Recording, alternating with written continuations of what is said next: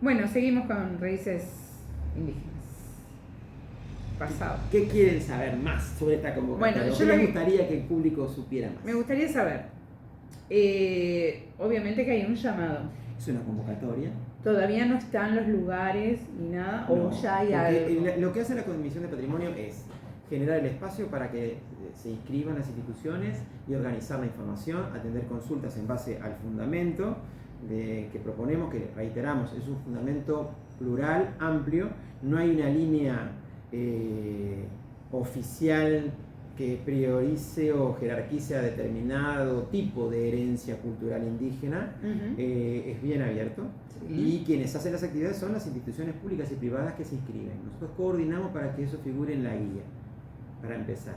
Lo que sí tenemos como intención, llamémosle política, es visibilizar una parte de nuestra identidad colectiva que generalmente está distorsionada porque se ha generado un relato hegemónico desde la educación pública, desde las instituciones estatales, que es una imagen que tiene mucho de ficción artística. Exacto. Una imagen romantizada del indígena, pero que no necesariamente responde, salvo cuando se muestran vestigios arqueológicos materiales, pero no hay hubo un corte a partir de las persecuciones, de las muertes, de la esclavización, incluso de algunos sobrevivientes de estas comunidades, sobre todo las charrúas y de otros grupos más rebeldes, porque hay una presencia guaranítica que ahí eran desde tiempos más anteriores en la colonia.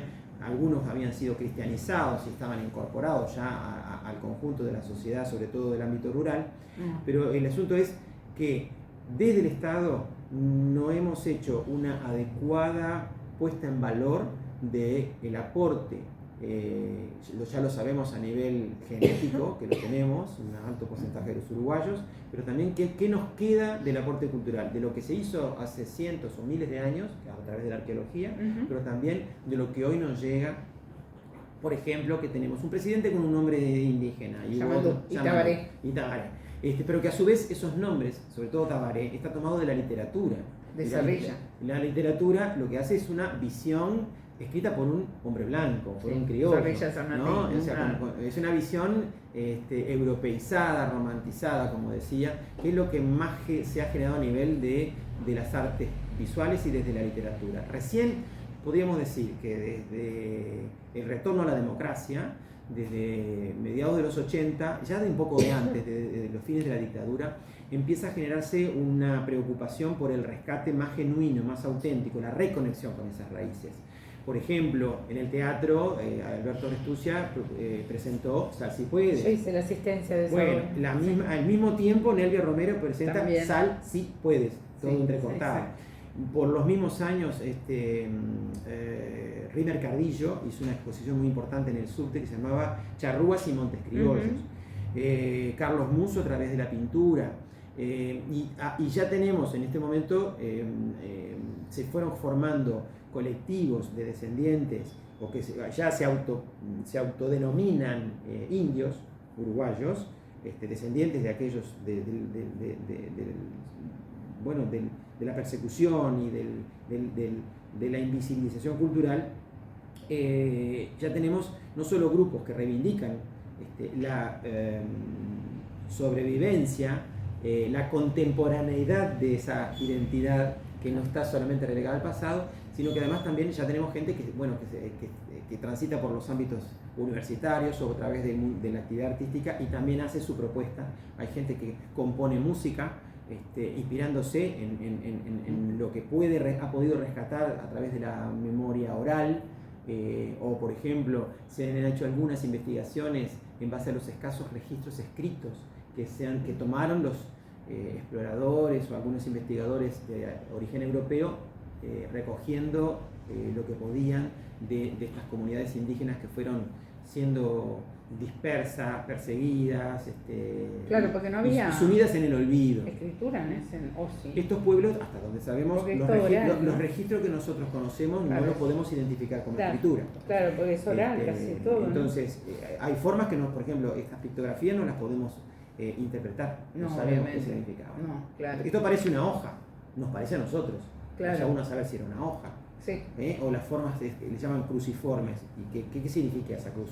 Se parece, es la cruz pampa de otros pueblos de América del Sur, Claro. vinculados a tradiciones andinas que representan la conexión en forma escalonada del mundo terrenal con el cielo, pero también con el mundo infraterrenal. Bueno, esas son interpretaciones que hacemos desde el presente, Claro. por comparación. Sí, claro. Y además muchos de estos grupos de uruguayos, y a veces con la participación de alguna persona de países vecinos, están como trabajando para el rescate y la puesta en valor de sus tradiciones. Lo hacen muchas veces en diálogo con las tradiciones que están vivas y sin interrupción, como ocurrió en nuestro país, en Argentina, en Bolivia, en Paraguay, en el sur de Brasil, por ejemplo, ¿no? Entonces, bueno, ahora lo que hacemos es un rescate de toda esa diversidad, incluso de aquellos que hablan, bueno, de comunidades de indígenas cristianizadas que tenían un vínculo más integrado hacia la sociedad. O, por ejemplo, quienes plantean, bueno, el vínculo con las autoridades no siempre fue conflictivo, había pactos, Claro. de acuerdos por la ocupación de determinada tierra. Hubo algunas comunidades que negociaron en principio con los españoles, bueno, en los tiempos de Artigas también, o sea, no participaban de la revolución todos como fuerzas en combate, eran aliados, ¿no? Que acompañaron, por ejemplo, en el éxodo, pero no participaban como parte del pueblo oriental, no se autopercibían orientales, como si de repente algunos criollos. O incluso la ocupación portuguesa, y era un tema de sobrevivencia, no era un tema de corrección o incorrección política, eran grupos que trataban de sobrevivir a una circunstancia que los tenía acorralados literalmente, y bueno, y los terminó realmente haciendo transitar una experiencia realmente traumática, ¿no? De masacres, de persecuciones, de reparto como si fueran animales entre las familias de Montevideo después de la matanza de Salsipuedes. Claro. Todo el drama de las mujeres que se sentían los gritos y se tiraban de los pelos porque sus niños les habían sido arrancados y repartidos.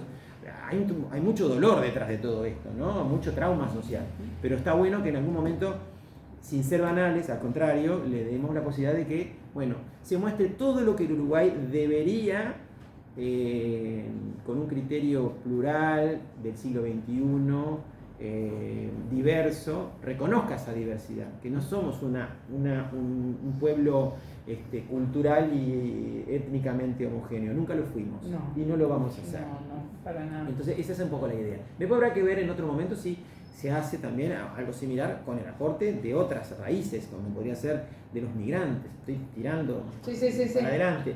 Bueno, los migrantes, los europeos y los africanos son migrantes traídos también encadenados. Claro, ya hubo un día del a la patrimonio, fuerza. claro, hubo un día dedicado a la cultura afro-uruguaya, por ejemplo, pero no está de más que se retome. Y hay instituciones que de repente no tienen nada que ver con este tema y también abren sus puertas. Y eso También, es lo bueno. Hay embajadas de distintos países. O por ejemplo, hay algunos que dicen, bueno, y nadie se acuerda del gaucho. Bueno, a ver, vamos de a poco. Todo lo que son las tradiciones que forman parte de lo que llamaríamos la cultura gauchesca tiene una pata puesta en la parte indígena, ¿no?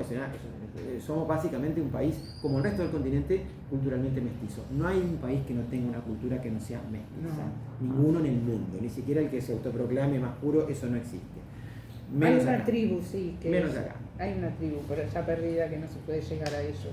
Bueno, allá claro, pero son casos muy puntuales. Claro, esos son escasos. De grupos que no admiten ningún tipo ningún... de mezcla o contaminación ni contacto con otros pueblos, ¿no? Claro. Pero la idea es, bueno, empezar visibilizando a una de las patas de la mesa de la identidad cultural de los uruguayos, que es la raíz indígena. Después habrá que ver en otro momento, y lo van a hacer, porque imagínense Río Negro, donde está Nuevo Berlín o está San Javier. Bueno, ¿qué va a mostrar la gente de ahí?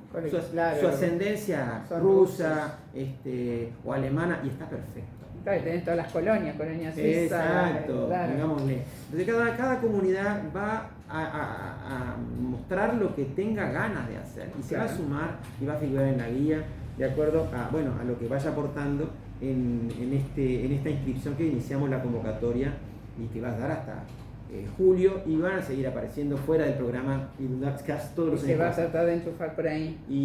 Pero tratamos de que no. A veces salen agendas departamentales, entonces ahí logran meter. Sí, Claro. incluso hay departamentos que dedican el mes entero al patrimonio. Ah, mira. Sí. Está bueno eso. Sí, depende, ahí es muy libre, vamos a decirlo. Nosotros lo que hacemos es coordinar la información. Perfecto. Y acá también están invitando a los centros educativos. Por supuesto, y acá, como decíamos, las comunidades indígenas del Uruguay. O sea, el ámbito académico, desde primaria hasta la universidad, Sí. instituciones culturales a nivel de capitales departamentales o de las localidades más pequeñas del país, que también hacen sus festivales criollos y sus encuentros, con torta frita, guitarreada, bueno, eso también entra. Y sí, tiene que entrar, sí. Tiene que entrar. El asunto es que figure en la guía. Bueno, hacemos un cortecito y después volvemos y ya redondeamos. Muy bien. ¿Vale?